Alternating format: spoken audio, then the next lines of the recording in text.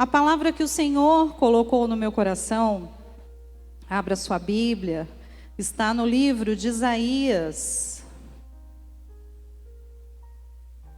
Livro de Isaías, capítulo 6.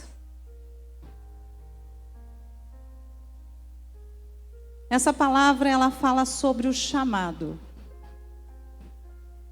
Como procede o chamado de Deus nas nossas vidas? Como funciona o chamado de Deus? Você já se perguntou se realmente você foi chamada por Deus? Você já teve essa dúvida? Será que realmente Deus me escolheu? Será que realmente eu fui chamada por Ele?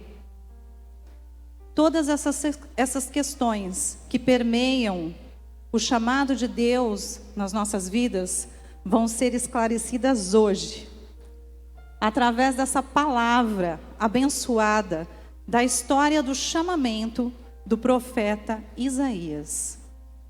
Então eu vou pedir a máxima atenção de todas vocês.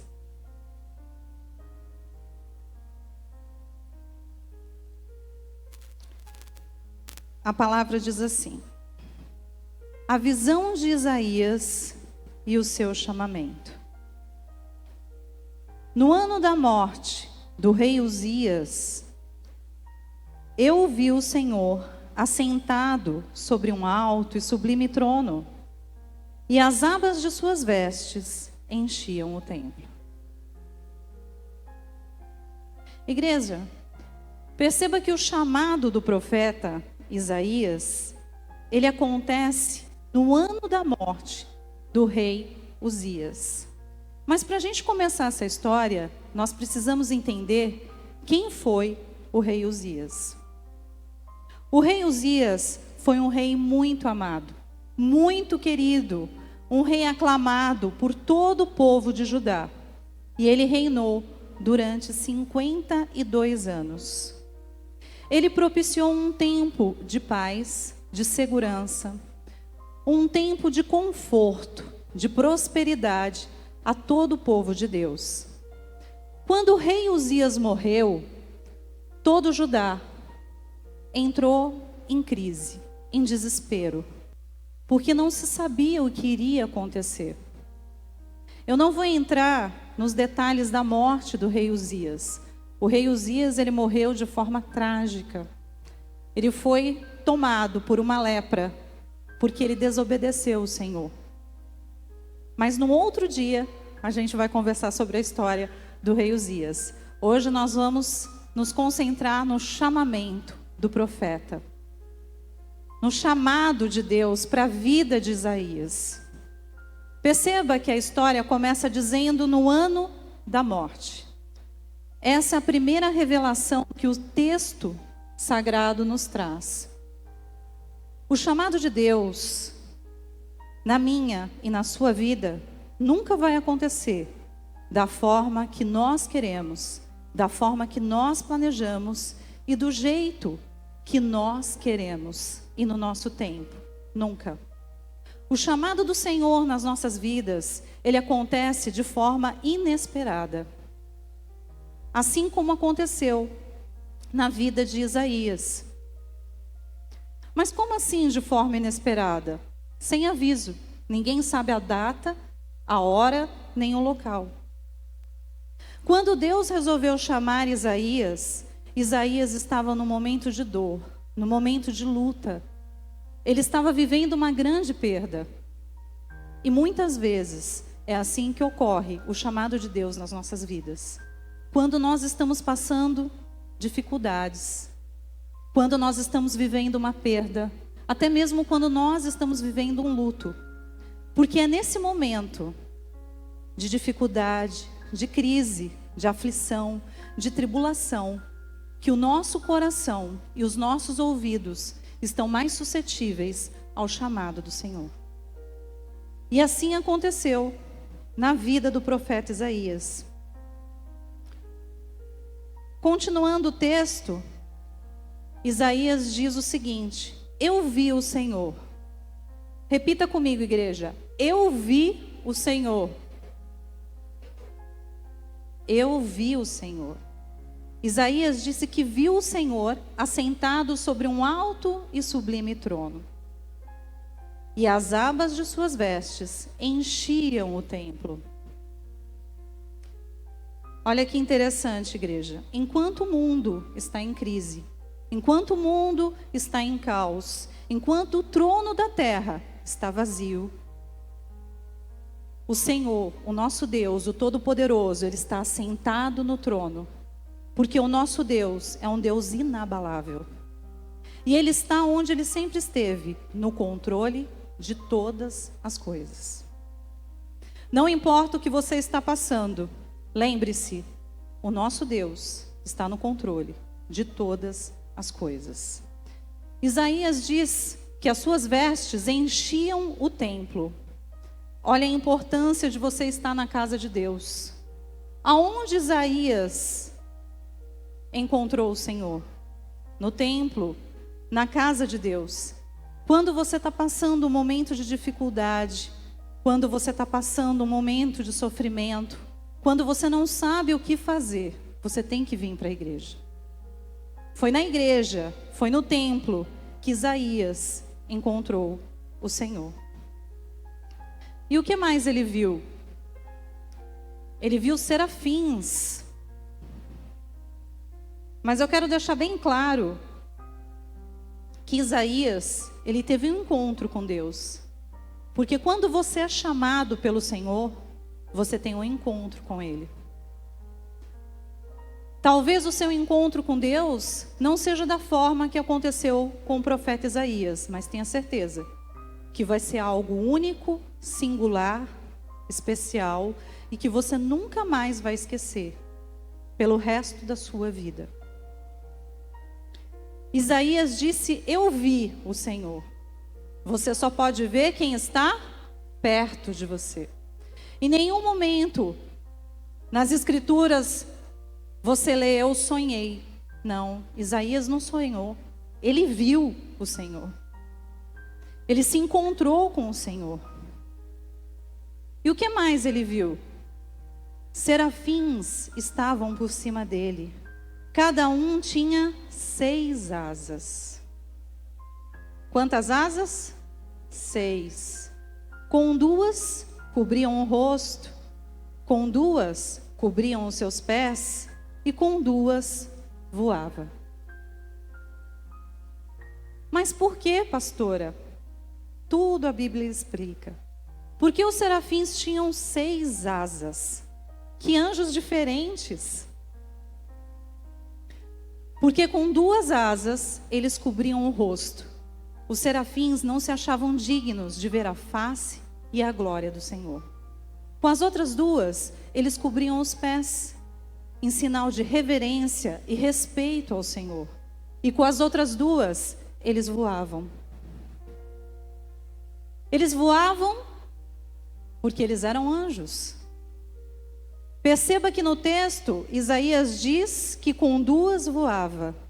Ele não viu os anjos parados no céu, porque o céu é um lugar de movimento. O céu não é um lugar onde os anjos ficam parados. O trono do Senhor não é estático, ele se movimenta. Quando você se encontra com Deus, o Senhor dá ordem aos anjos ao seu respeito. E os anjos se movimentam.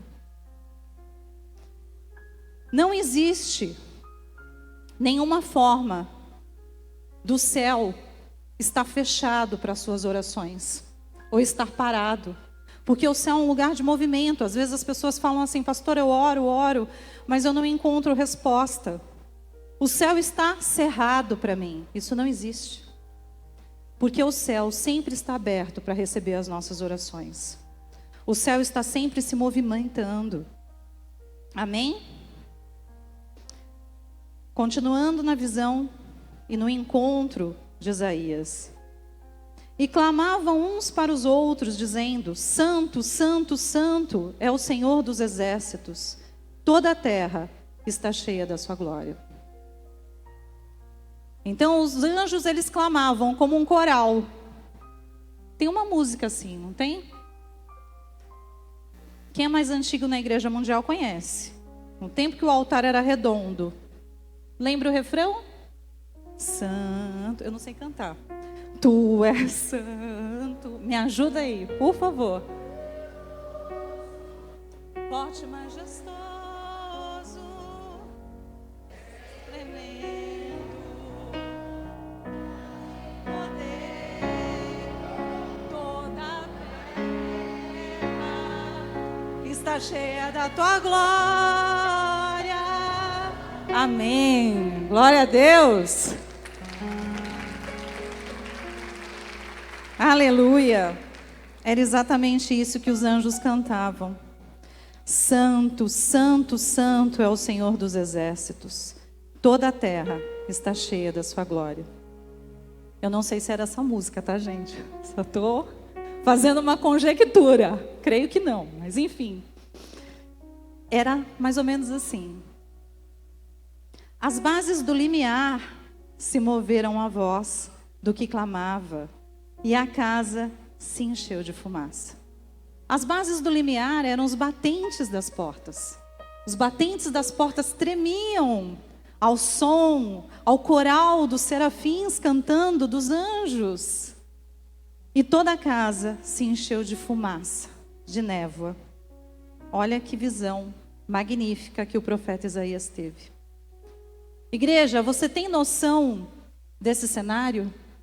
Isaías viu o céu do lado de dentro. Deus permitiu que Isaías visse o céu do lado de dentro. Então, Isaías disse: ai de mim, estou perdido, porque eu sou homem de lábios impuros. Habito no meio de um povo de impuros lábios, e os meus olhos viram o Rei. Igreja, quando você está diante do Senhor, não tem como você não se quebrantar. Não tem como você não se sentir impuro, indigno. E foi assim que Isaías se sentiu. Ele não se achou digno. Ele disse: ai de mim, eu sou um homem de lábios impuros. Quando você está diante da presença do Pai, você expõe, você evidencia as suas fraquezas, as suas falhas. Você reconhece os seus pecados, a sua pequenez, a sua insignificância. E foi assim que Isaías se sentiu. E se vocês prestarem atenção, Isaías aqui, ele denota o pecado da língua. Ele diz que ele é um homem de lábios impuros.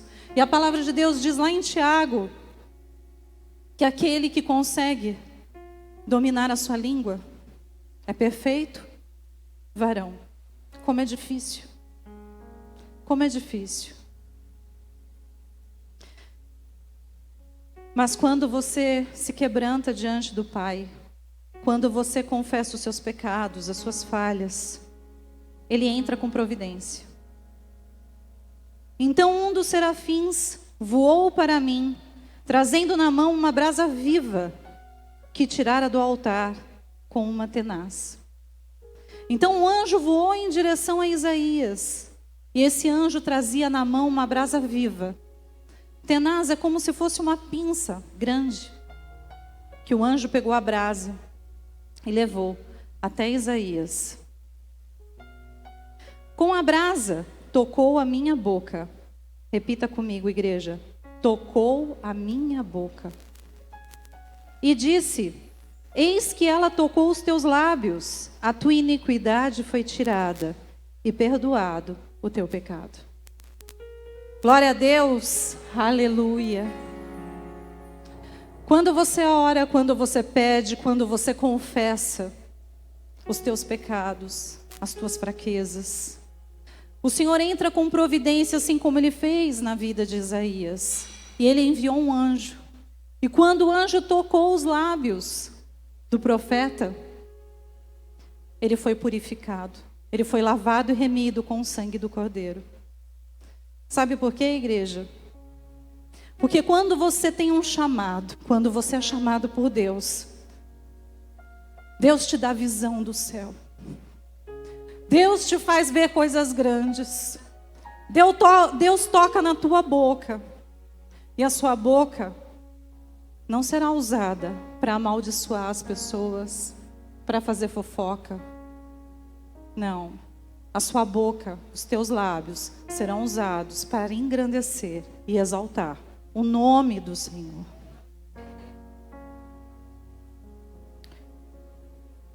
Depois disso, ouvi a voz do Senhor. Repita comigo: ouvi a voz do Senhor. O Senhor tocou nos ouvidos de Isaías e ele ouviu a voz do Senhor. A voz do Senhor dizendo: a quem enviarei? A quem enviarei? E quem há de ir por nós?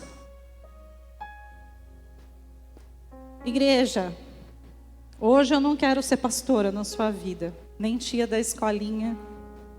Hoje eu quero ser profeta de Deus na sua vida.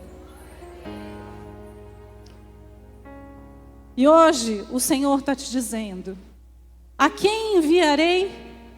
A quem enviarei? E qual a resposta que nós temos que dar para Ele? Eis-me aqui, envia a mim. E como profeta, eu quero usar minha boca hoje, como diziam os profetas do Antigo Testamento: assim diz o Senhor. Você foi chamado. Não abandone o seu chamado.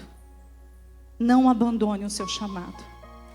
Por mais difícil que ele pareça, entenda, o Senhor vai tocar nos teus olhos. O Senhor vai te dar visão, vai te dar entendimento. O Senhor vai tocar na tua boca. Ele vai te dar sabedoria, Ele vai te capacitar. O Senhor vai tocar nos teus ouvidos. E você não vai mais ouvir as vozes desse mundo. Não. Você vai ouvir a voz de Deus. Glória a Deus. Aleluia. Você foi escolhido. Você é importante. Muito importante. Você é preciosa para Deus. Você é preciosa para nós. Nós somos um corpo. Nós formamos juntas o corpo de Cristo. E uma precisa dar a mão para a outra. A gente precisa se ajudar. A gente precisa se unir. Sabe, igreja? Eu não tenho dúvida do meu chamado. Se você ainda não teve esse encontro com Deus, tenha certeza que você terá. Você está aqui porque você foi chamado, e no tempo certo, na hora certa, o Senhor vai te encontrar. Ele te chamou para estar aqui hoje. Ele conta com você, Ele precisa de você. Eu queria muito ter a sabedoria e toda a eloquência possível para tocar seu coração e falar: não desista do seu chamado. Deus te chamou. Você não vai ser feliz fazendo nenhum outro trabalho. Você não vai encontrar alegria, contento em nenhuma outra coisa, a não ser cumprindo o chamado de Deus na sua vida.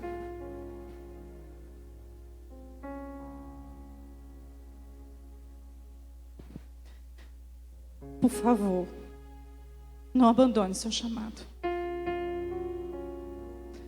Deus está usando a minha boca hoje como profeta na sua vida. Ele tem coisas grandiosas para você. Ele quer fazer uma obra extraordinária na sua vida. E Ele vai te capacitar. Ele vai te usar. Agora, se você está perguntando como isso vai acontecer, se você ainda está achando que você não tem capacidade, só para terminar, eu queria que você abrisse a sua Bíblia no livro de Josué. Livro de Josué, capítulo 1, versículo 5. É na qualidade de profeta que eu estou falando hoje. Assim diz o Senhor. Josué, capítulo 1, versículo 5. Ninguém te poderá resistir todos os dias da tua vida. Como fui com Moisés, assim serei contigo. Não te deixarei, nem te desampararei. Ser forte e corajoso, porque tu farás este povo herdar a terra que sob juramento prometi dar a seus pais. Quem vai me ajudar a cuidar do futuro do Evangelho? Fala bem alto para ele ouvir. Eis-me aqui, Senhor. Usa a minha vida. Vamos pedir para o Senhor, então, nos dar um coração igual dele? Vamos? Vamos adorar?